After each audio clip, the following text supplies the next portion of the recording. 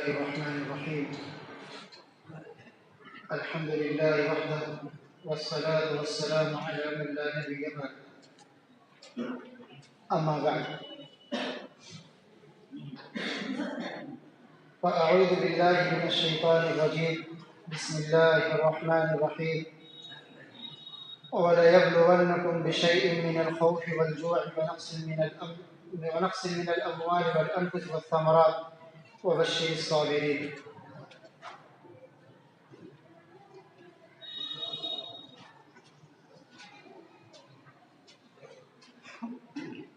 دنیا کے اندر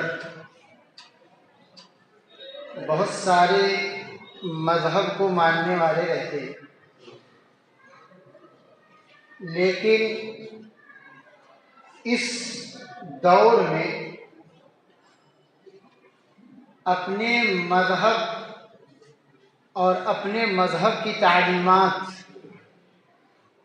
اور اس کے اندر بتائی گئی باتوں کو جتنی مضبوطی اور شدت کے ساتھ یہودی اپنا رہے ہیں اور دوسرے تمام مذاہب والے اس میں بہت پیچھے ہیں۔ اب اس کے اندر جانے کی ضرورت نہیں ہے کہ پوری تفصیل میں جایا جائے کہ کیوں ایسا ہو رہا ہے، بس ایک موٹی سی بات نہ سمجھنے کی ہے کہ یہودیوں نے اپنے آپ کو اپنے مذہب سے قریب تر کیا اور انہوں نے ہی دوسرے مذاہب کو ان سے دور کرنے کی بھی کوشش کی۔ دو طرفہ محنت کر رہے ہیں۔ موبائل کے ذریعے سے ان لوگوں نے کتنی خرافات لوگوں تک پہنچائی اور ہر ایک کو اس کے مذہب سے بدزن کرنے کے لیے مکمل کوششیں انہوں نے کی اور آج بھی کر رہے ہیں۔ یہ الگ بات ہے کہ ہم سمجھتے ہیں، لیکن کوشش ان کی ہے کہ ہر مذہب والا اپنے مذہب سے دور ہو اور خاص طور سے مسلمان اپنے مذہب سے اور اپنے مذہبی لوگوں سے دور رہیں، اور دور ہی نہ رہیں، بہت حد تک وہ متنفر رہیں تو بہتر ہے۔ اب وہ اس وقت اپنی پوری تیاری میں لگے ہوئے ہیں۔ یہودیوں کی تاریخ آپ لوگ پڑھیے تو بہت سارا اتار چڑھاؤ ملے گا، لیکن ان کی اب ایک آخری امید کہہ لیجیے، جس امید کے سہارے وہ جی رہے ہیں اور پوری دنیا کے اندر ایک فساد مچا کر کے رکھا ہے، وہ آخری امید ہے ان کی دجال۔ اور دجال کا آنا ایک دم یقینی بات ہے۔ خود ہماری احادیث کے اندر اس کی پیشن گوئیاں ہیں اور حضور اکرم صلی اللہ علیہ وسلم نے باقاعدہ اس کو بیان کیا ہے، یہاں تک بیان کیا کہ جتنے انبیاء کرام آئے ہیں ہر ایک نے لوگوں کو، اپنی قوموں کو دجال کے فتنے سے ڈرایا ہے، لیکن دجال اس امت کے بیچ میں نکلے گا۔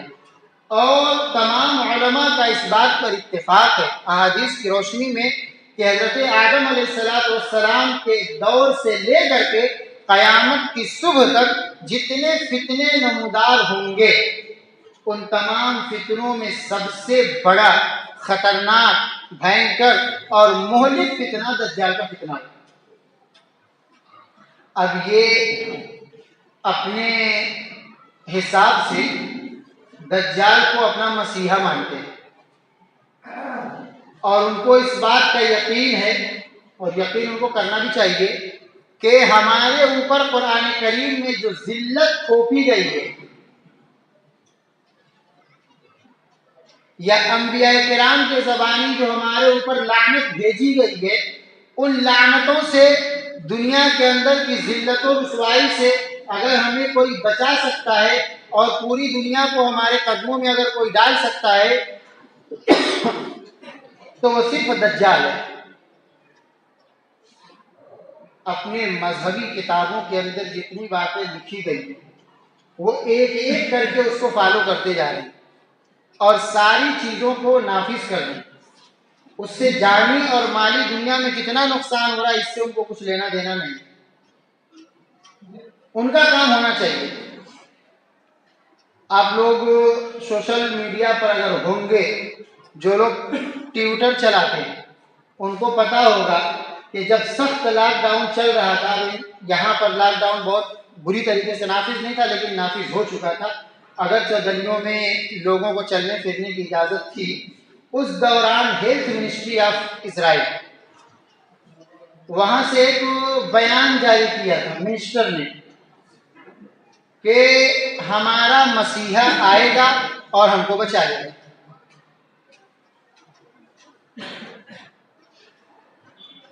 بہت سارے لوگوں نے اس ٹویٹر کو دیکھا اور اپنے انداز میں جو ہمارا لا ابالی پن کا طریقہ ہے کہ ایک چائے پیتے پیتے حکومت بنتی بھی ہے اور گرتی بھی ہے اور پوری دنیا کے بادشاہ بھی بن جاتے ہیں، ایسے انداز میں ان لوگوں نے اس کو نظر انداز کر دیا۔ بہت سے لوگوں نے رابطہ کیا تو پتا چلا کہ سب لوگ سمجھ رہے ہیں کہ اس سے مطلب یہ ہے کہ دجال ہے، لیکن کسی نے اس ٹویٹر پر بہت زیادہ غور کرنے کی ضرورت بھی محسوس نہیں کی کہ اس کے پیچھے کیا راز ہے، وہ کہنا کیا چاہ رہے ہیں۔ اگر اس ٹویٹر کے اوپر آدمی سرچ کرے گا، اور آپ لوگ سرچ کیجیے، موبائل ہر ایک کے ہاتھ میں آپ لوگ نکالیں گے تو بہت ساری چیزیں نکل جائیں گی، سچائی سامنے آئے گی کہ میں کہنا کیا چاہ رہا ہوں اور سمجھانا کیا چاہ رہا ہوں۔ ان کی کتابوں میں ایک عقیدہ ہے، دجال کے آنے سے پہلے مسجد اقصی جو اس وقت مسلمانوں کے نقشے سے بنی ہوئی ہے، اس کو ہیکل سلیمانی کی شکل میں بنائیں گے۔ اب ہیکل سلیمانی کی شکل، یہ تھوڑا سا الٹی بات لگ رہی ہے لیکن ترتیب صحیح ہے۔ سلیمان علیہ السلام نے مسجد اقصی کو جس شکل میں بنایا تھا اس کو کہتے ہیں ہیکل سلیمانی، اور دجال کے آنے کے لیے ان کے وہاں شرط یہ ہے کہ مسجد اقصی ہیکل سلیمانی والی ہونی چاہیے، یہ مسلمانوں والی نہیں ہونی چاہیے، تو ان کو بنانا ہے۔ اب وہ ہیکل سلیمانی میں اس کو بنائیں گے، اس کی کوشش وہ تقریباً 40-50 سالوں سے کر رہے ہیں، تو بنا کیوں نہیں؟ آج انہوں نے فلسطین کا نام نقشے سے ہٹا کر کے اسرائیل کر دیا۔ آپ فلسطین سرچ ماریں گے ملے گا ہی نہیں، کوئی دنیا میں اس وقت کوئی ملک فلسطین نام کا نہیں، اسرائیل نام کا ہو چکا ہے۔ اتنی پاور جب ان کے پاس آ چکی ہے تو ان کو مسجد کو توڑ کر کے ایک نئی شکل میں بنانے میں کیا مذائقہ ہے؟ مگر اتنا آسان کام نہیں ہے۔ انہی کی کتابوں میں یہ بھی لکھا ہوا ہے کہ مسجد جس وقت ہیکل سلیمانی والی بنائی جائے گی، پوری دنیا بند ہونی چاہیے اور تمام لوگ اپنے اپنے گھروں کے اندر ہونے چاہیے، تب مسیحا آئے گا اور مسجد بنائے گا۔ اگر اس پیشن گوئی کو ان کی کتاب کے اندر لکھی ان باتوں کو اگر آپ پڑھیں گے تو سمجھ میں آئے گا کہ لاک ڈاؤن کی کتنی حقیقت ہے اور کتنی چال بازی ہے، اور اس کے پیچھے کتنا گیم کھیلا جا رہا ہے۔ ایک شکار نہیں کھیل رہے ہیں وہ لوگ، ہزاروں شکار کر رہے ہیں۔ صرف مسجد بنانا مقصد نہیں ہے، اس کے پیچھے کتنے سارے مقاصد لے کر کے چل رہے ہیں۔ بہرحال وہ اپنے مذہب سے قریب تر ہوتے جا رہے ہیں، اور ان کی کتابوں کے اندر جتنی باتیں لکھی گئی ہیں دجال کے آنے کے لیے، وہ یکے بعد دیگرے ہر ایک کو بڑی تیزی کے ساتھ کرتے چلے جا رہے ہیں۔ آپ کو جان کر کے بہت تعجب ہوگا کہ ہمارے ہندوستان کی بڑی بڑی ساری ندیاں اسرائیل خرید چکا ہے۔ کیوں؟ اس لیے کہ دجال جب آئے گا تو پانی پر ان کا قبضہ ہونا چاہیے۔ یہ لو تماشا، کب آئے گا پتا نہیں، ابھی خرید کے رکھ لو۔ کر رہے ہیں، ہم کو حماقت لگ رہی ہے لیکن وہ کر رہے ہیں۔ کیوں؟ کیونکہ ان کو آپ نے بتایا ہے احادیث کی روشنی میں کہ دجال آئے گا تو اتنا زبردست پاور والا ہوگا کہ اس کو دیکھ کر کے کوئی آدمی، اس کی قدرت اور طاقت کو دیکھ کر کے کوئی آدمی ایک ذرے کے برابر شک نہیں کر سکتا کہ یہ خدا نہیں ہوگا، اتنی طاقت ہوگی۔ جسے چاہے گا مار دے گا، جسے چاہے گا دوبارہ زندہ کر دے گا، جیسے چاہے گا بارش کر دے گا، کھیتیاں اگا دے گا، جو چاہے گا کرے گا۔ اسی لیے حدیث کے اندر فرمایا گیا کہ ان ربکم لیس باعور، تمام تر طاقتیں خدائی دی ہوئی ہوں گی، لوگوں کو وہ دھوکے میں ڈالے گا، لیکن اتنی بات یاد رہے کہ تمہارا رب کانا نہیں ہے، اور وہ کانا ہوگا اس سے وہ رب نہیں ہو سکتا۔ اب وہ آہستہ آہستہ اپنے پر اور بازو پھیلا کر کے تقریباً عرب ممالک کو اپنی چپیٹ میں لے لیں. یہ ہمارے لیے دکھ کی بات ہے. یکے بعد دیگرے وکٹ گرتی چلی جا رہی ہے. سعودیہ سجدہ کر دیا، اس کے بعد بحرین نے سجدہ کیا، ولایات نے سجدہ کیا، سب ایک دو دیگر گلف کے جو علاقے ہیں سب اسرائیل کے سامنے ایک پر ایک سجدہ کر کے چلے گئے. سب نے تسلیم کر دیا. کسی نے مزاحمت نہیں کی کہ ہمارا فلسطین کیوں چھین دو یا ختم کیوں کر دو. اور یہ ہونا ہی تھا ایسی چیزیں، لیکن اتنی شدت کے ساتھ نہیں کہ اگر کسی چیز کو پہلے سے بتایا گیا تو آدمی فٹ سے اس کو تسلیم کر لے.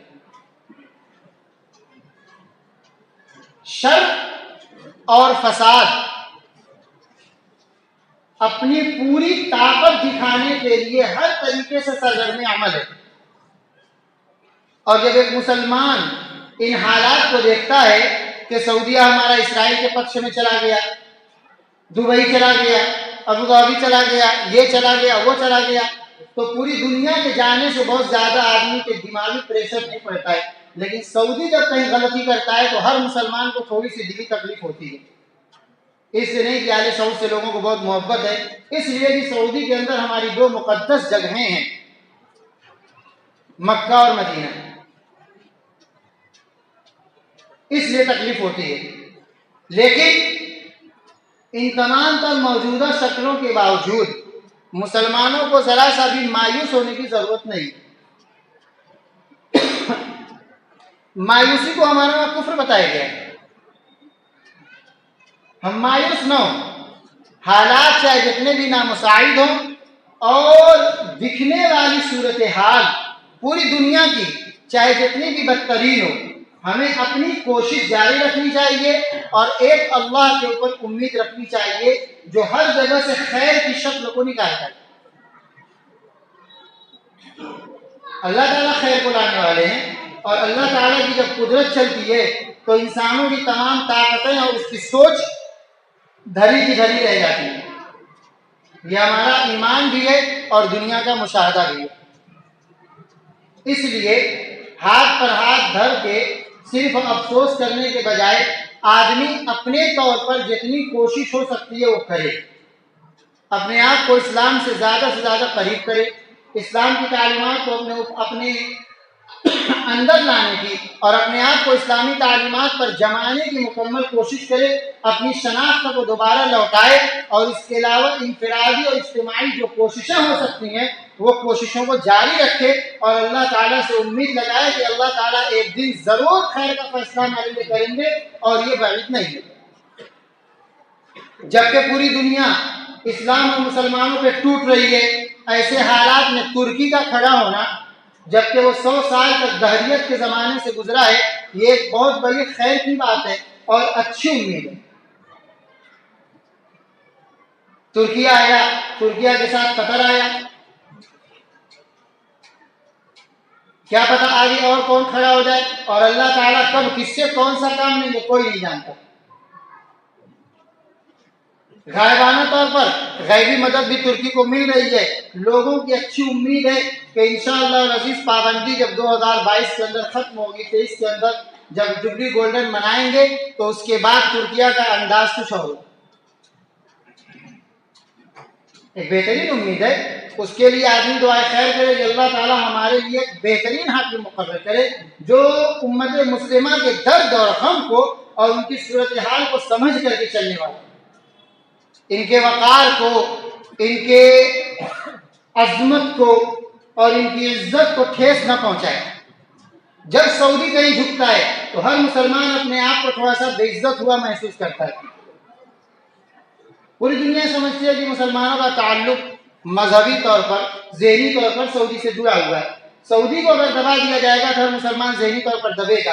لیکن اس بات کو ہمیشہ کے لیے آپ لوگ دل و دماغ میں بیٹھا لیجئے کہ سعودی کے دب جانے سے یا سعودی کے ابھر جانے سے نہ ہمارے لیے کوئی نصرت کھلنے والی ہے اور نہ کوئی ہلاکت آنے والی ہے. جو عربوں کے لیے الگ سے پیشن گوئیاں ہیں وہ بھی پوری ہوں گی، اس کو بھی اپنے دماغ میں رکھے اور یہ سوچے کہ ہمارے لیے اللہ کے رسول صلی اللہ علیہ وسلم نے گارنٹی دے دی ہے کہ مکہ اور مدینہ یہ باقی طاقتوں کے ہاتھ میں اس طریقے سے کبھی نہیں جائے گا، یہاں تک کہ دجال بھی اس کے اندر داخل نہیں ہو سکتا. یہ جگہ محفوظ رہے گی. اب ان کی حفاظت کے لیے حفاظت کرنے والا اگر بے راہگی کا شکار ہوگا تو وہ خود ہٹا دیا جائے گا راستے سے، وہ ہماری ان دونوں جگہوں کو نقصان نہیں پہنچائے گا۔ جس کو جتنا بھٹکنا ہے بھٹکے، اور جس کو جتنا بہکنا ہے بہکے۔ جب زیادہ ہی راستے سے دور ہوگا تو اللہ تعالیٰ کی طاقت اپنا کرشمہ دکھائے گی اور اسے راستے سے ہٹا کر کے پھر کسی ایسے انسان کو مسلط کرے گی جو ان دونوں کی وقار اور عظمت کے بالکل شاہین شان ہو۔ اور ہمارا عقیدہ ہے کہ حضرت امام مہدی جب آئیں گے تو اس سے پہلے صورتحال ہی عرب کی ایسی بنے گی کہ حکومت کو لے کر کے، خلافت کو لے کر کے ایک جھگڑا پیدا ہوگا، اور جھگڑا پیدا ہوگا نہیں تو پھر امام مہدی کا ظہور ہوگا کیسے؟ یہ تمام باتیں بہت بکھری ہوئی اور پیچیدہ طور پر آپ کو لگ رہی ہیں۔ وقت لمبا رہے تو ان تمام چیزوں پر آپ لوگ اچھی طرح سوچئے اور دیکھیے اور مزید اس کے اندر اسٹڈی کیجیے۔ آپ کی کیا ذمہ داری ہے ایک مسلمان ہونے کے تحت، اس کو اگر وقت رہتے آدمی سمجھ جائے تو بہتر ہے۔ میں بار بار اس بات کو کہتا ہوں، آخری بار پھر اس بات کو کہہ رہا ہوں کہ آنے والا دور صرف اور صرف اسلام کا ہے، لیکن مسلمانوں کا نہیں۔ کیا مطلب ہے آپ لوگ سمجھیں گے تو بہتر ہوگا۔ اللہ تعالیٰ ہم سب کو سمجھنے کی توفیق عطا فرمائے۔ آمین وآخر دعوانا الحمدللہ۔ سننا